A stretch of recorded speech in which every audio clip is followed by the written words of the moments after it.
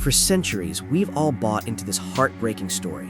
One single magnificent library, a beacon of the ancient world holding all of human knowledge, tragically wiped out in a single catastrophic fire. It's a tale of irreplaceable loss, of wisdom turned to ash that has fueled our imaginations and our sense of a dark age that followed. We picture scrolls with forgotten sciences, lost plays, and entire histories of civilizations, all vanishing in the flames.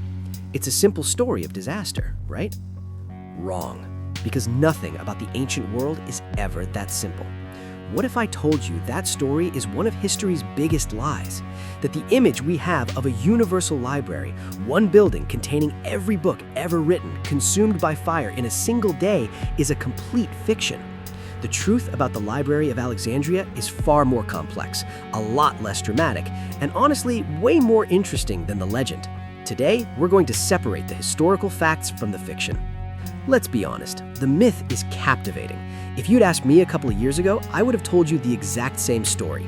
The Great Library of Alexandria, founded in Egypt by the Greek Ptolemaic dynasty, was a marvel.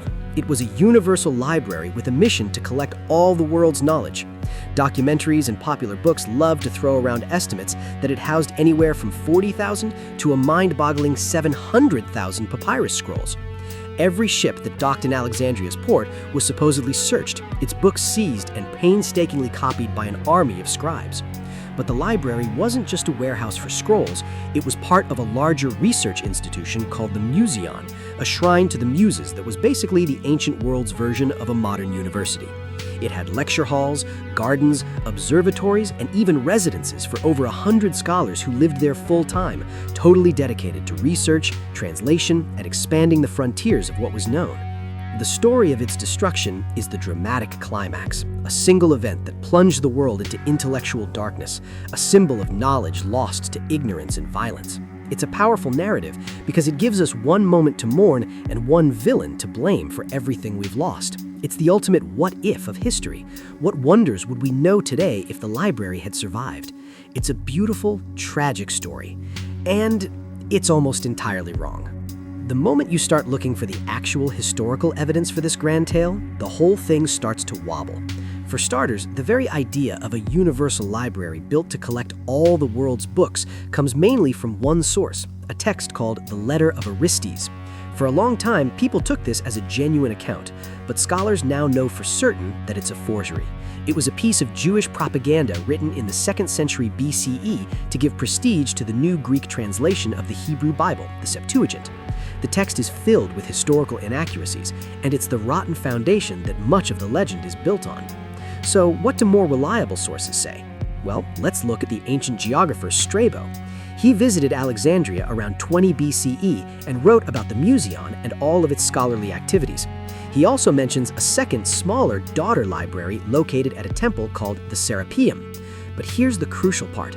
While Strabo describes the Museion and its collection of scrolls, he never once mentions a grand, separate building called the Great Library of Alexandria. This immediately raises the question, was the Great Library ever a distinct building at all? Or was it just the collection of scrolls housed inside the Museion Research Center? And then there's the archaeology, or rather, the complete lack of it. Despite centuries of searching, archaeologists have found no ruins that can be definitively identified as this supposed Great Library. The grand, columned building we all picture exists only in our imaginations and in 19th century paintings. The myth doesn't just invent a building, it invents a dramatic death for it. Over the centuries, 3 main culprits have been blamed for burning the library down. Let's put them on trial. First up, the most famous suspect, Julius Caesar. The story goes that in 48 BCE, during his civil war, Caesar was besieged in Alexandria and set fire to the enemy's fleet in the harbor. The fire, it's claimed, spread from the docks and consumed the Great Library. Caesar himself wrote about starting the fire in the harbor, but conveniently forgot to mention burning down the world's greatest center of learning. Later writers like Plutarch did explicitly blame him. The problem, the fire was real, but there's no solid evidence it spread beyond the docks. It might have destroyed some warehouses containing scrolls, maybe books waiting to be copied or exported, but the library itself, located in the royal quarter, was likely untouched.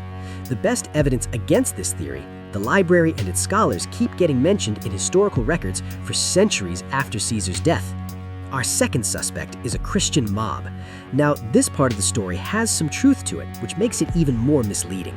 In 391 CE, the Roman Emperor Theodosius ordered the destruction of pagan temples. The fiery bishop of Alexandria, Theophilus, led a mob to the Serapeum, that temple that housed the daughter library, and they tore it to the ground. This was an appalling act of cultural vandalism, absolutely, but it was the destruction of the Serapeum, not the main Museon library. On top of that, many historians doubt the Serapeum even had a significant scroll collection by then. One Roman historian writing before its destruction already spoke of its book collection in the past tense, suggesting the shelves may have already been empty. This brings us to our final suspect, the Muslim Caliph Umar in 642 CE. According to a story that first appears almost 600 years after the event, when the conquering Arab general asked what to do with the library, the Caliph gave a chilling reply. If those books agree with the Quran, we have no need of them, and if they oppose the Quran, destroy them. The legend says it took 6 months to burn all the scrolls, using them as fuel for the city's bathhouses. It's an incredible story, and that's all it is. It's a fabrication, likely invented centuries later by Christian writers to demonize their rivals. No contemporary accounts of the Arab conquest mention anything like it. By 642 CE, the Great Library, or what was left of it, had already been gone for centuries. So if Caesar didn't burn it, the Christians only destroyed a different, possibly empty library, and the story about the Muslims is a complete fabrication, what actually happened? The truth is, the Library of Alexandria wasn't murdered, it died of neglect.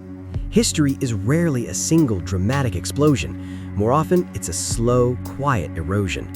The decline started as early as 145 BCE, when the ruler Ptolemy VIII, in a political purge, expelled all foreign scholars from Alexandria. This was a catastrophic brain drain that the institution never really recovered from. Then came the money problems. The library was funded by the Ptolemaic kings. As their dynasty weakened and Egypt eventually fell under Roman rule, the funding just dried up. Without money, you can't pay scholars, you can't acquire new texts, and most importantly, you can't afford the constant, expensive work of preserving a collection written on papyrus. Papyrus is a fragile material. In the Mediterranean climate, a scroll might only last a few hundred years before it crumbles to dust. The only way to preserve a text was to constantly copy it onto new scrolls, a costly and exhausting process. As budgets were cut, scrolls simply disintegrated. The knowledge wasn't burned, it rotted away. The library, or whatever was left of it inside the Museion, likely met its final end sometime around 270-275 CE. During a period of intense civil war, much of Alexandria's old royal quarter, the Bruchion, where the Museion was located, was left in ruins.